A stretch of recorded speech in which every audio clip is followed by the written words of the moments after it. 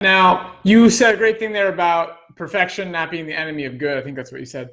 Can you talk to us a little bit about what is required? How far does somebody have to go to get results? Do you have to be 100% in order to see improvements in cardiovascular health or diabetes health? How does that work?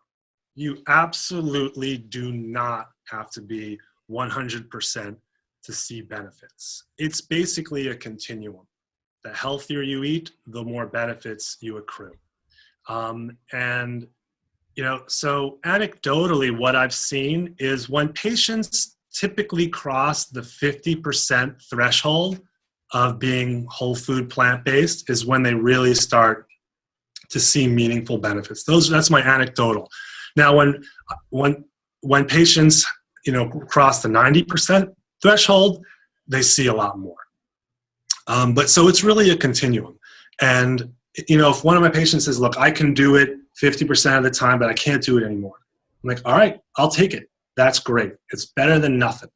And you definitely, I definitely see benefits in that setting. You don't have to be 100%.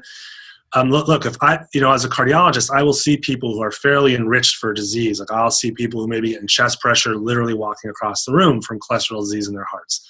And in those people, I'm pushing 100%. That's what I want. I mean, I guess I want that for everybody, but I'll be pushing it a little harder for them. And they, have a much more acute personal reason to do it.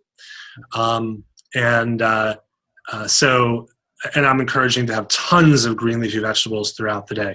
But still, so you don't have to be 100%. You'll accrue more benefits the more you eat like this, and it's really a continuum.